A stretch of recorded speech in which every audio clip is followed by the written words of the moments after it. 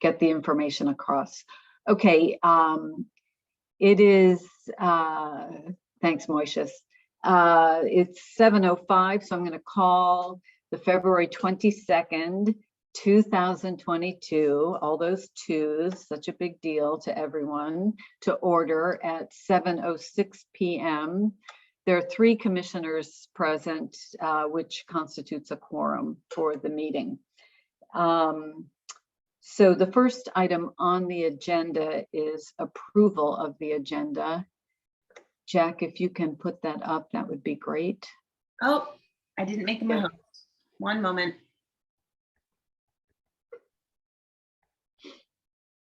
There we go.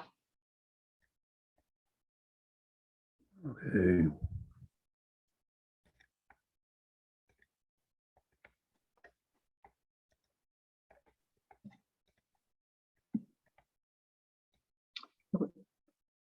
We have a very bare bones agenda this evening. Are there any comments, or can we go ahead and approve the agenda as we can see it on the screen? There, Jack, there's some additional information on the treasurer's report, but I can Well, that's not an agenda. I can put that up if need be.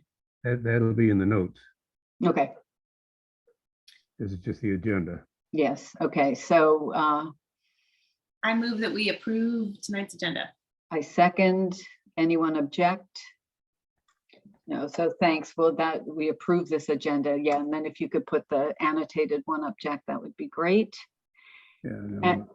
And while you're doing that, we'll turn to DC government announcements. And I'd like to invite Captain Jenkins of the 3rd District of MPD. I see that he's on the line. If you'd like to speak, this would be a good time. Chelsea can unmute you. Or I've just promoted Captain Jenkins to panelist. Thank you. Good evening, everybody. Captain Jenkins, 3rd District. I didn't know if y'all wanted to go over some of the crime that we've seen in the Mount Pleasant and Columbia Heights areas. I think if you could give us a brief update. You probably know because Lieutenant Markowitz was there. We had an open town hall meeting 2 Saturdays ago. Yep. Yeah, so that would be much appreciated if you could give us any additional information, because there is a lot of neighborhood interest in this. Yes, ma'am.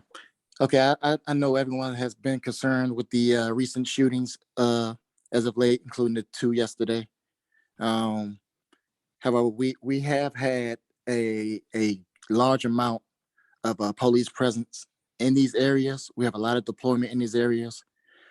We do have a lot of overtime members, deployed to, let's say, Mount Pleasant for the robbery uptick, and in reference to Columbia Heights for the shooting incidents. We do have some information for both shooting incidents yesterday that the detectives are following up on, and we will continue to have a heavy police presence in those areas.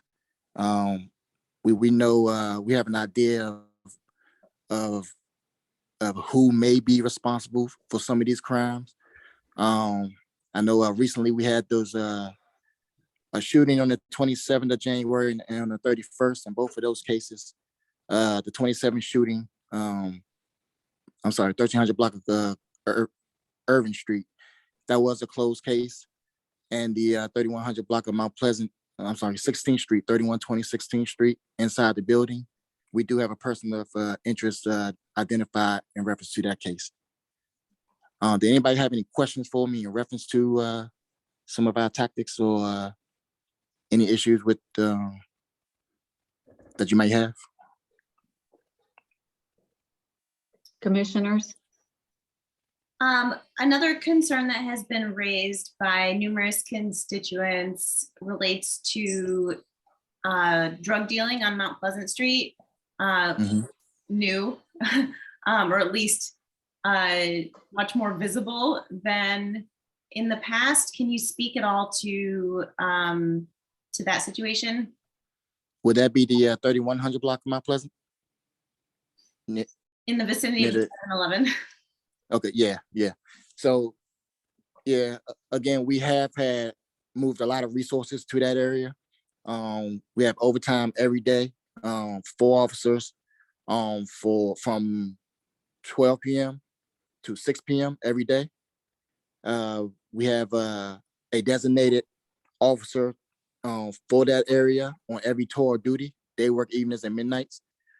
And we just established a what we call the Columbia Heights engagement team, our chat team. That's going to be a 6-member team specifically designated for the Mount Pleasant and Columbia Heights areas to get to the root causes of the violent crime. As soon as this stuff moves on with the truck convoys and stuff like that, there's been a lot of schedule changes. As soon as that moves out the way, that would be ready to go.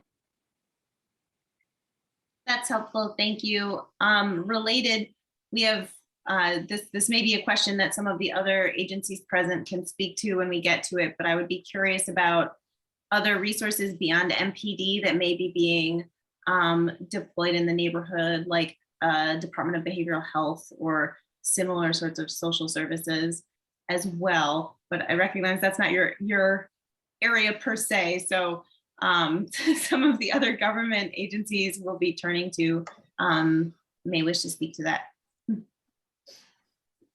Just on that real quick, we do coordinate frequently with other agencies, including DBH, including the mayor's office. I know specifically to 3120 16th Street.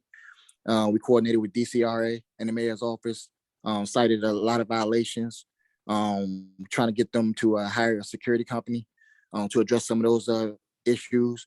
Of course, we work with Metro Transit. I have a good relationship with Captain McKee of Metro Transit in reference to the 14th Irving location. And of course, we work with Councilmember Nadal and all of her resources as well. Is there anything else you can say about that building on 16th Street? I had heard basically through the grapevine of DCRA doing sweeps of that building and that it was in really bad condition. Is there any other detail about kind of what's going on with that property beyond what you just shared that you're able to share with us? It seems to be the source of a lot of not great stuff. And I really feel for the residents who are living there. Absolutely, and that's why that is definitely a target location for us. We do know DCRA cited several violations, and again, once they get that security team up, that would be a great help to those residents inside the building, and of course with the MPD and now CHEP team members, that would be a focal point to address in the future. The folks who are going in and out of there, we have an idea of what community they're coming from. So there's going to be a lot of intel that we'll be gathering to address those issues. I guess I don't know how you can comment on this, but we've got a message in the chat from one of our residents saying that after the town hall that we had 2 Saturdays ago, this person saw drug deals happening on Lamont, the corner of Lamont and Mount Pleasant. They could see the bags themselves. There's a lot of frustration that despite all the things you're telling us you're doing, and I'm sure you are, and taking this seriously, it's happening in broad daylight right after we had a meeting to discuss it. So, I mean, any comments that you can give on that? Yeah, just, we all know that MPD has been, kind of going through the stages of, I guess, lower manpower than in the past. So with that, with the resources that we do have, we try to, focus on, some things that may be more urgent, such as the violent crime and the gunplay in the area. So although we don't overlook drug dealing, the drug deals and drug sales, that is pretty hard for an MPD officer to observe and catch someone in the act. Obviously, we are driving around in marked vehicles. We do ask the community for their assistance whenever they, see some of this activity to, just give us a call, kind of give the best description of the individual, and maybe we can. We do have a crime suppression team that conduct a number of, operations where they're gonna observation posts where they can observe. They can be in an unmarked vehicle at times, and we can go. We can work off of that intel. Thank you. I mean, would that be a 911 call if someone were to observe it? I Yes, guess it could be. Yeah, it could be 911, 311. You can text, do a text tip to 50411. All of those numbers are available. Captain, I know you already spoke to this, but could you just define once more the new CHET team? Was that the CHET CHET team that's being established? That's correct. That's a Columbia Heights engagement team. Mhm. Again, it's 6 officers, and it's dedicated officers. I sent out a proposal to the commander. He authorized it. I sent out an email to all of the officers of the 3rd District who wish to be a part of the chat team to make a difference in Columbia Heights, to kind of get to the root causes, not just be out there to say, the police are here. It's more so, finding out who these folks are who are responsible for the crime and holding them responsible for their actions. So this is a more in-depth, more proactive team of officers, and they all want to do this job. That's great. I guess one of the things that Lieutenant Markowitz said at our town hall was that crime is up all over the city. Is it your sense that crime in the Mount Pleasant, Columbia Heights area is up at the same level or the same rate of increase as the rest of the city, or has it escalated here more than in other parts of DC? So it is true that crime is up citywide. However, I think because Columbia Heights is, it's a very populated area. You have a lot of residents. You have a lot of vehicle and pedestrian traffic. Obviously a lot of stores and visitors to this area. So when you have incidents of violence, although it's not like we're, overlooking other areas of the city for that violence, but in this area is not as you have more people who voice their concerns for these type of crimes. Okay. What I can say that for the Columbia Heights and Mount Pleasant area, and I know it seems like crime is and it is pretty concerning right now. But looking back at 2020, just by comparison, if I could just give you just a few numbers, the violent crime through the same period right now in 2020, we have 42 violent crimes. This year we have 31. Okay.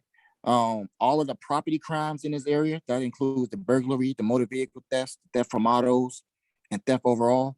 All of those numbers are down, are decreased for this time over the last 2 years. So there has been some improvement in this area. We just, we don't tolerate any crime, any violent crime like this. But if you just compare it to some of the numbers from 2 years ago, it's significantly dropped. And if you compare it to last year, it is an increase from 25 violent crimes last year to 31 this year. So we're trying to get a handle on some things. Like some of the crimes were a result of a violent crime spree, in which we had a few carjackers that went around committing several robberies, and those individuals were arrested. By the way, all of them juveniles. So stuff like that, they kind of drive the numbers up and make, things look very concerning. Although we don't want any murders, we don't want any violent crime, but if you just look at it through the past, it's not, I'd say it's not as bad as 2020. I'm not gonna say it's not concerning, it's definitely concerning, but it's not as bad as 2020. That's actually useful because I think when you're living in it, it feels like it's never been this bad. And so Correct. it's good to get the data. There's one other question from one of the attendees. Is gun violence something residents should be actively worried about while in Columbia Heights, or are the incidents isolated? So there have been a few incidents in which personal disputes have led to gun violence. We know that for a fact. I believe out of I think at this point we have had 7 shooting incidents. And I can tell you that at least 4 of those appear to be personal in nature. The problem is, however, for what makes it very alarming is that the other shooting incidents, I mean, folks are just shooting with no regard to anyone else out in the public. And that's what we really have to, get to the bottom of. Like, we don't want anybody to feel comfortable coming out here during the day or the night and just, shooting blindly in the community. That's definitely concerning. Right. Even if they're aiming for someone they know personally and it's some sort of dispute, you don't want to be in the way and just as a side, be collateral damage and something like that. Correct. And just as a side, we are working actually with a federal agency right now and trying to locate or trying to identify where these weapons are coming from that are going through Columbia Heights. So we are actively working with the federal agency right now. Of course, that's more of a longer term investigation.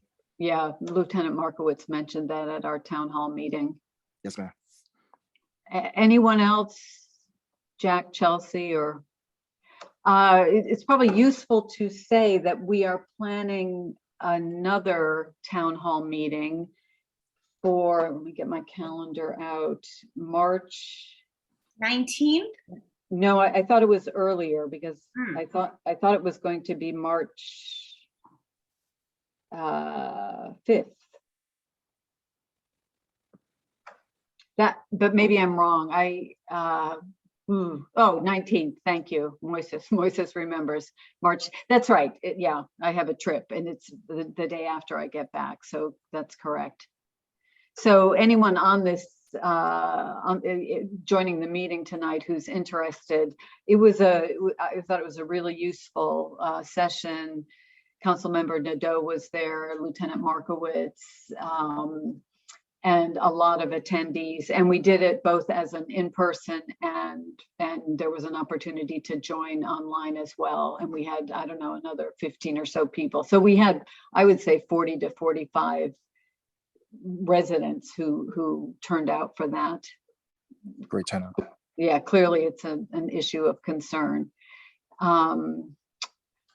Okay, if there are no additional questions for Captain Jenkins, let's ask Moises Del Rosario from the mayor's office if he has anything he'd like to address to the commission. Yep. Thank you, Captain Jenkins. Thank you. Just a moment.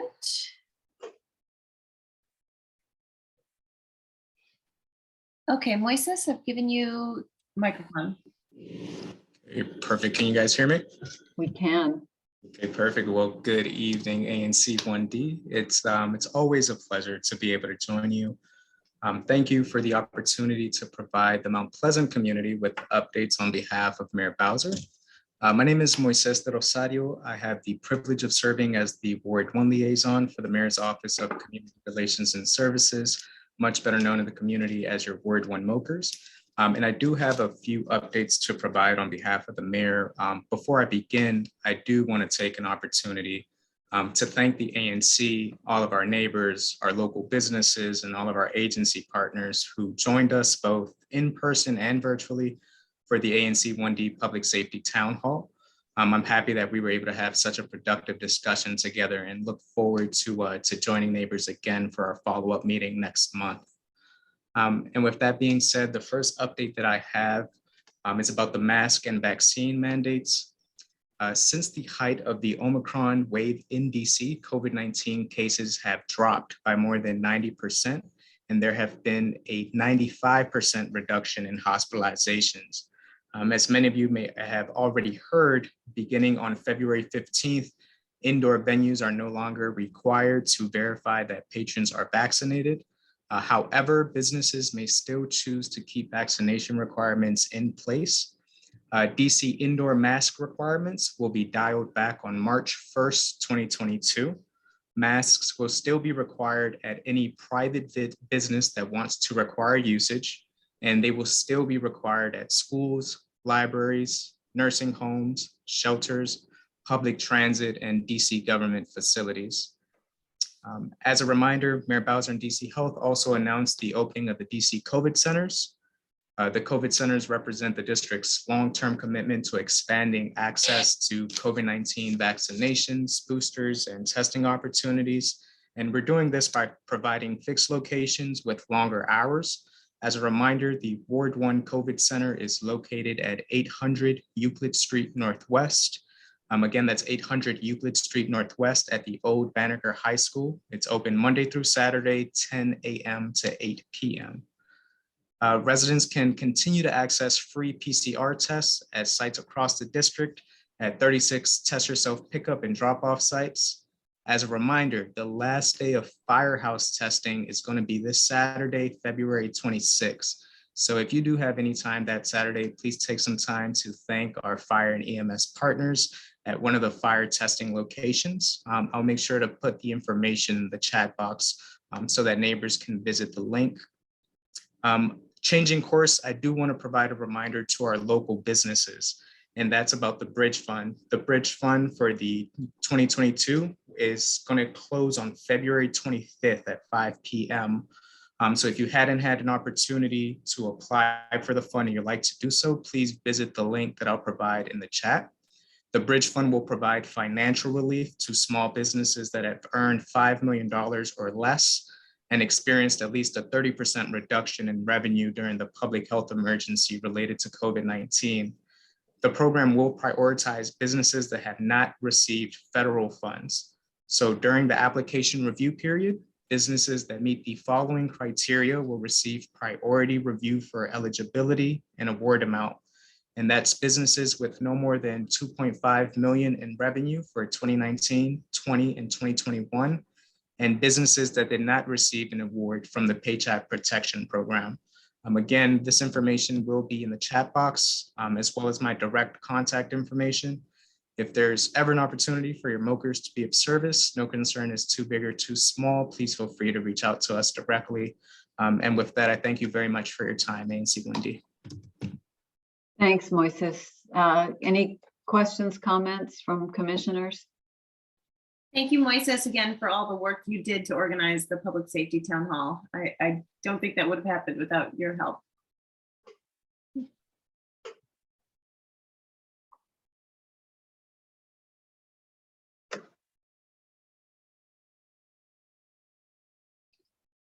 So there may not be any questions for you tonight, Moises.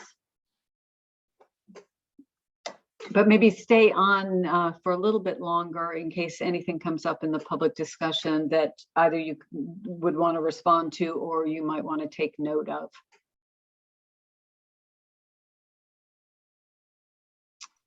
And then the third person that I'm aware of is Christian Salgado Nunez from MOLA, the Mayor's Office of Latino Affairs. We have the interim executive director here as well, but he appears to have dropped off.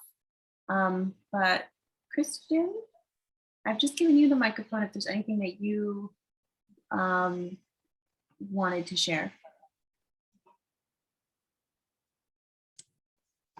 Hi, do you hear me?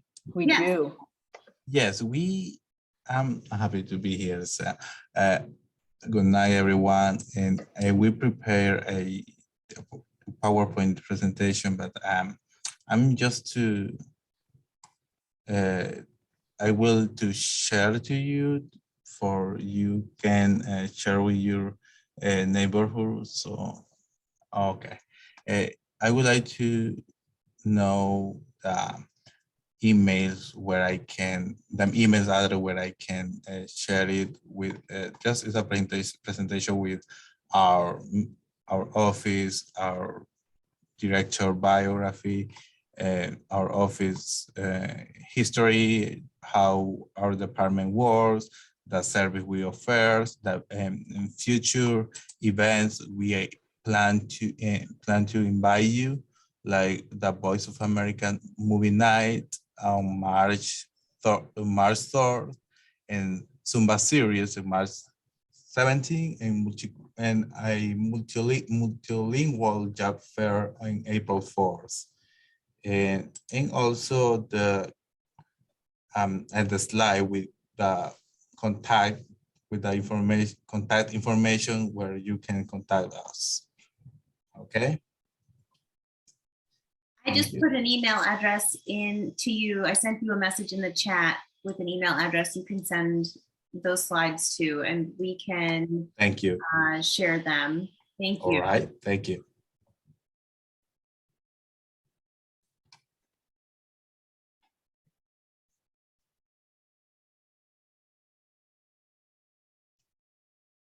That Any makes questions for Mola?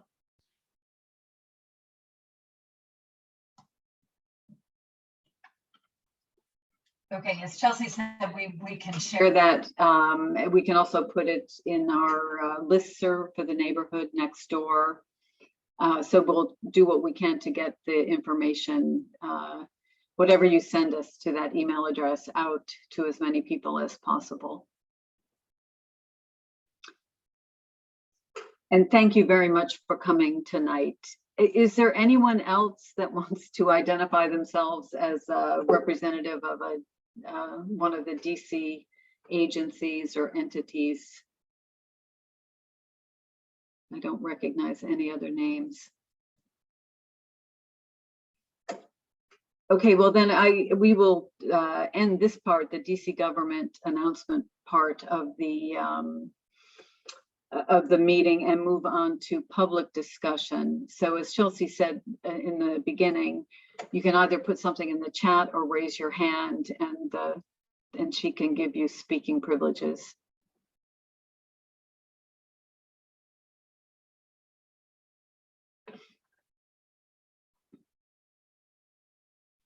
And we'll give it a minute while people find all the various buttons.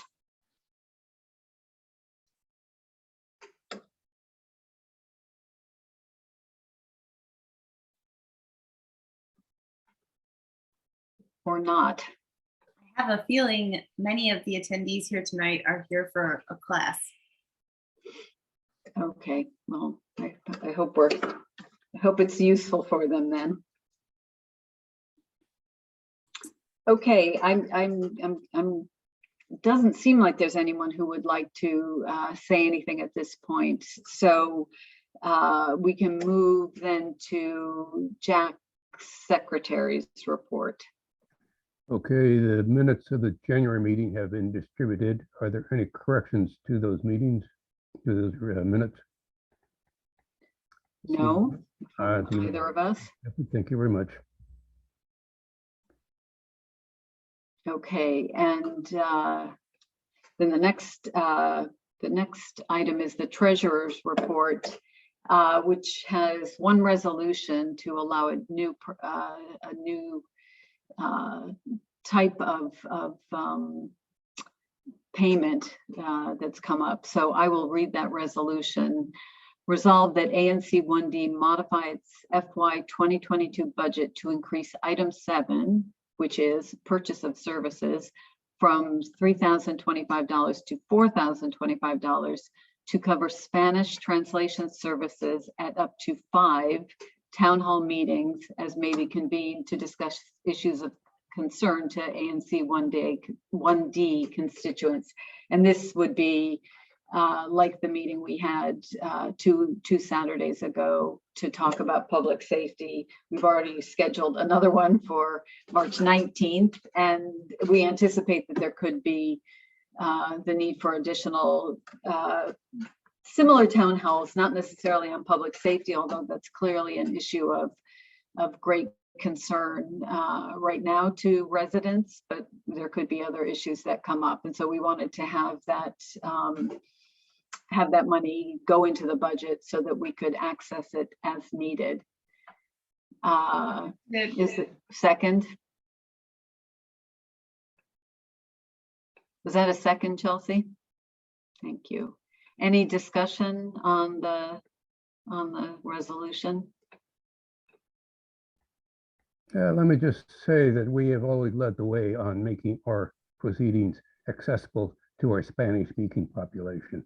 And this is part of that same effort. We're totally in favor of this. Yes, we were just talking before we opened the meeting that we seem to be one of the only ANCs, amazingly, in all of DC that has been providing Spanish language interpretation at its monthly meetings for like a decade, right, Jack? 15 years, I'm sure. Wow, yeah.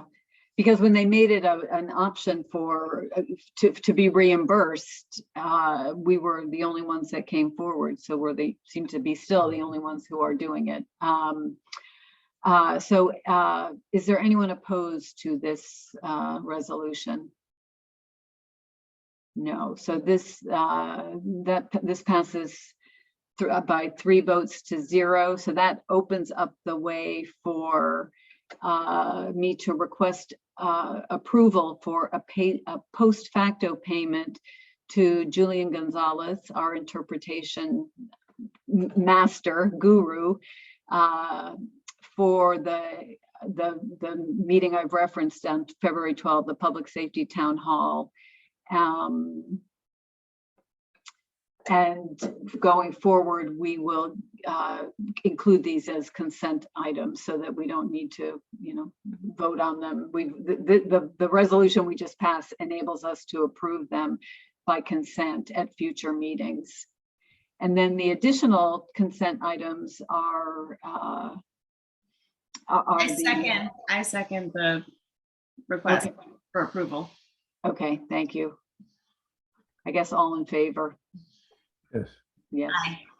And then there are the additional consent items. It looks like they've, the one that's mentioned above is there again, but one is for the routine interpretation services at tonight's meeting to James True, who posters around the neighborhood, letting people know of upcoming meetings. And this is for the February meeting.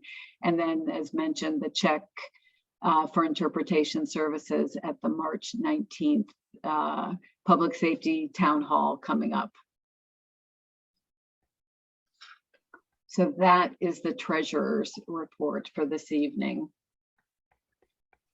And as there is no unfinished business, we will turn to the only item of new business, which is a resolution on an appeal or an appeal to be the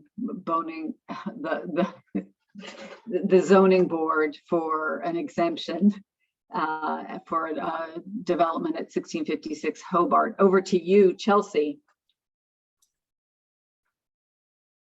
Resolved that for case number 20663, 1656 Hobart Street Northwest, ANC 1D advises that BZA approve all requested relief from sections E-304.1, X-1000.1, E-5201.2B, E-5004.1, X-901.2. Why did I list these all? E-5201.1B, E-306.1, and X-901.2.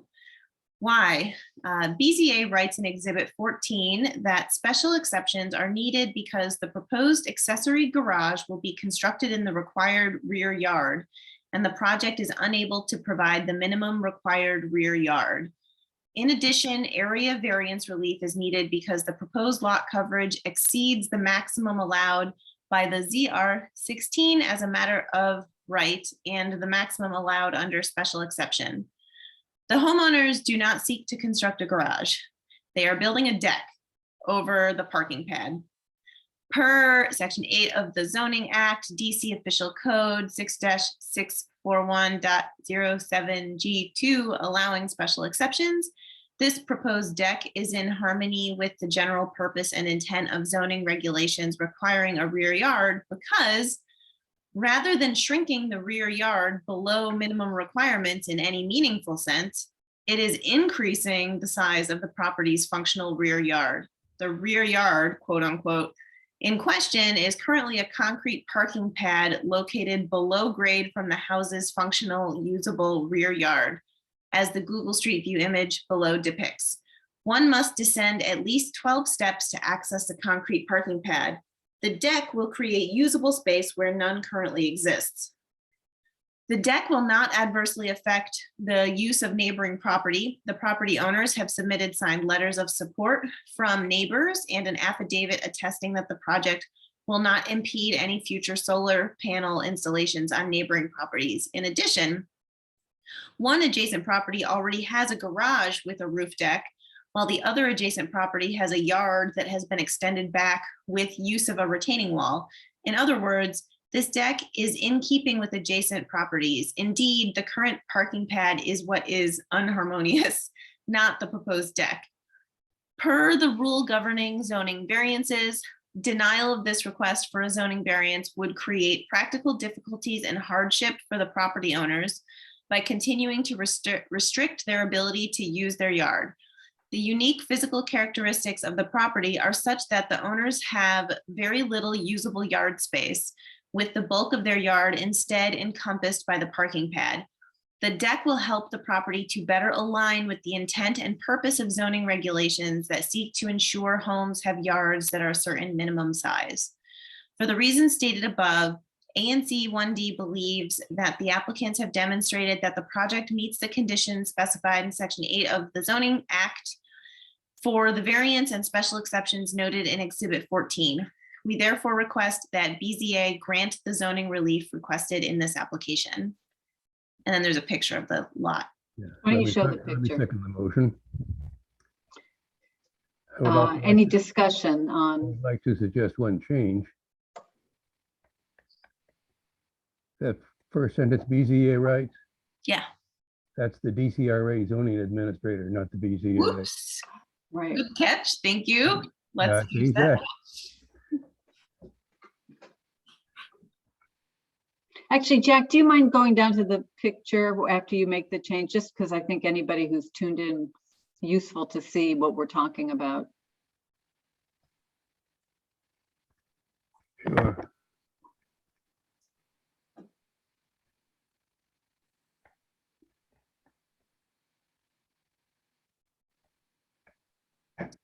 So this is the concrete parking pad essentially, and that new looking orange fence is basically the backyard of the house. And you can kind of tell from this angle that the backyard is teeny tiny in between the fenced area and the house itself. It's very tiny. It's not very much usable space. And so what the homeowners are doing is building a deck over this parking pad. I will note that the zoning administrator's comments refer to a garage that they're constructing. They're not constructing a garage. They're just constructing a deck over that parking pad.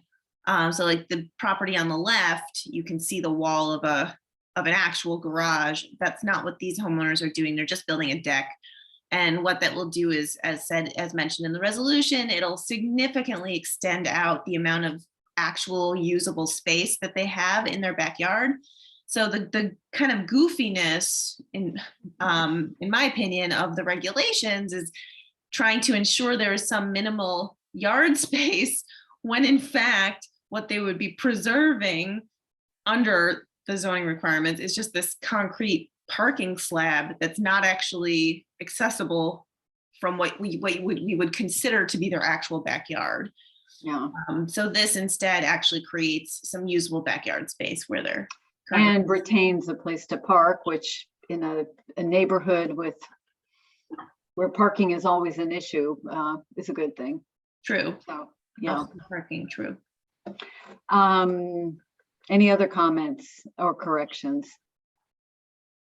I'll just, And I- for the, just anyone who happens to be curious, this project already got approval from the Historic Preservation Review Board last September or October. But then the property owners found out that they had to get these BZA, this relief from the board, from BZA as well. And it has now delayed this project an extra 6 months. So if there's no additional discussion or comments, I say we vote on it. All in favor of the resolution as read with many numbers by Chelsea, say aye. Aye. This also passes 3-0. That's good. Hopefully that will be valuable to BZA when they're making their determination. So if there is no additional business, I move we adjourn. I second. All in favor? Aye. So the meeting of the February 26th, 2022 meeting of ANC 1D is adjourned at 7:47. Wonderful. Thank you all. Thank you, Julian. Thank you to everyone who attended. And for those of you who are doing it as part of a class, I hope it was useful. Thank you. Good night. Good night.